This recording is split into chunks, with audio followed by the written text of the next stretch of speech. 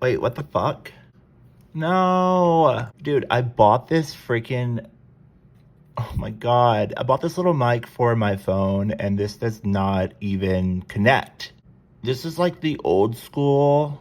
Well, I guess like because my phone is like so upgraded now that like this one, I guess it's a C that... Well, you know, C charger, C whatever. I don't know what it's called. This thing does not match with this thing. So like I can't use this mic that I got. Anyway, hey guys, welcome back. Before we get into this video, I just wanted to ask you guys really quickly, did you guys want me to do a video about my hometown and like how creepy and haunted it is? Let me know if you guys want me to do a video on all of the like creepy, haunty, like stories regarding my hometown of Galveston Island. It's super fucking scary. All right, guys, let's go ahead and get into some of the messages in regards to the energy currently at this time.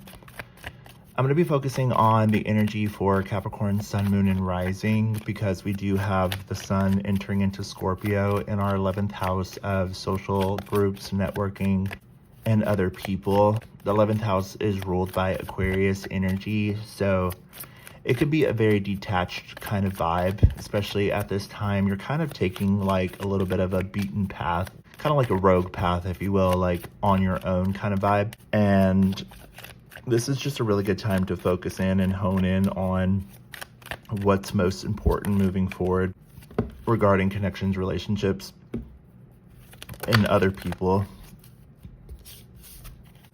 My goodness, I just have cards flying out everywhere. All right, universe, spirit guides, let's just get one card for the freaking video, man. All right, one card.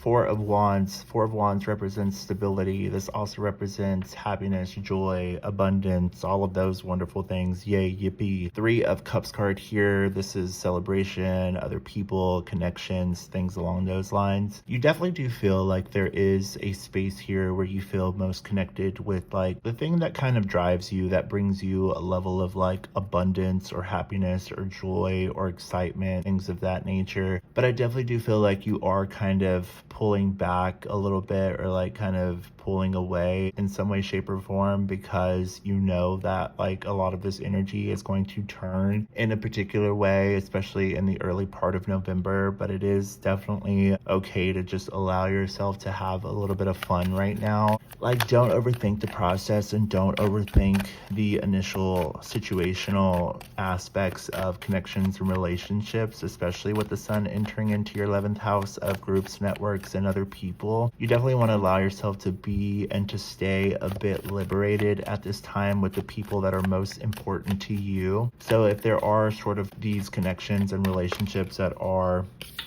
bringing some level of joy and excitement into your life, definitely stay in contact with those people. We do have the Tower card here, so there are some things that are a bit out of sync or out of alignment when it comes to the efforts that you're making for yourself. Now we do have the Eight of Wands card here, which is drive, determination, fire, passion, also known as the arrows of love. So there can be some communication coming, especially throughout the week, later on in this part of the week, I guess, like towards the end of the week, where things kind of get a little bit more in tune with like the direction that you're taking. So what I'm also hearing with the Tower is that it is definitely most important to remain stable and to remain in a space where you feel most secure with like what is giving you the driving force or the aspect of allowing yourself to feel most at ease when it comes to like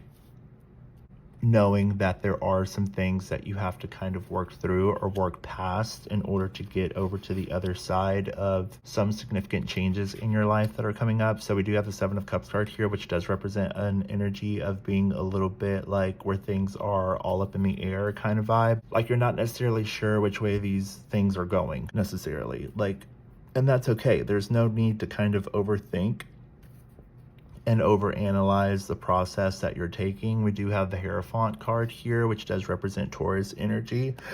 which does represent Taurus energy, and Taurus, or we do have Uranus and Taurus in our 5th house of relationships. So with Uranus and Taurus, there is a need to kind of break away, or like kind of allow changes to kind of occur in a particular way. Page of Coins card there at the bottom of the deck, for a moment, that does represent like an offer or a bit of a new incentive, let's just say. I don't know how to put it. Nine of Cups card here at the bottom of the deck as well. Like, you have to take what is essential right now and start moving it forward in a particular way, especially this season. Mars is entering into Leo on November the 3rd, and it is going retrograde. So yes, on one hand, you definitely want to be a bit aware and protect yourself. The Nine of Cups card here, stay in a space where you feel most secure with yourself. As you can see here, there's kind of this wall behind this person. It's like you can't come up behind this person and attack this person. You definitely are in a space where you are very well protected, and you are mostly like listening to yourself, listening to your intuition, and being most driven by like the importance of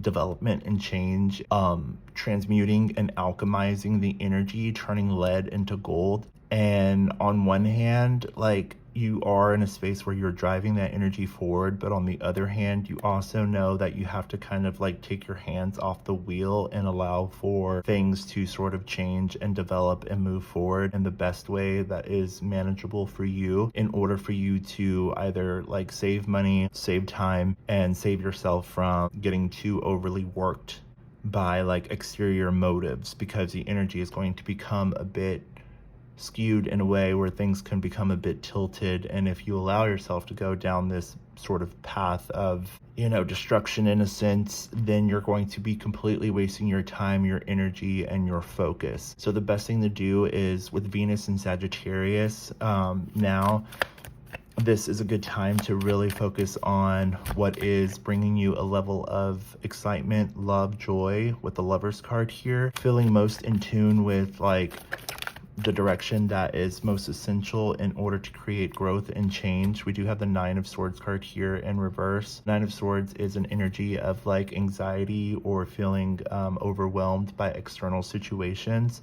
Remain centered within yourself. We do have the Three of Coins card here, which does represent work, progressiveness, being responsible, productive in a sense, like definitely, you know, putting one foot in front of the other and working with this energy in a way that is bringing you some level of like a good outcome, if you will. Like, you have to remain in a space where you're staying true to yourself. I personally have Mercury in Leo, and so a lot of the way that like I express myself and the way that I create things is done through a level of communication. Mercury rules all things communication and information, and because I have Mercury in Leo, a lot of that energy with Mars entering into Leo is going to kind of amplify the expression that you want to express and the things that you want to say. But you also do know that like you have to kind of keep some things to yourself and just kind of more so like focus and be driven more by like not so much expression, because Mars is going retrograde in Leo, but more by action based on thought, because Mercury also represents like thoughts and ideas and things like that. So Mercury in Leo is being, you know, activated, especially at this time, in regards to like where the driving factor is for you to implement plans in the best way possible, so that you stay stable, secure, and in alignment with like what's most important for you. Two of Cups card here, which does represent like a relationship, connection, things like that. So we do have the Ace of Wands card here, Ace of Coins, and the High Priestess with Justice card.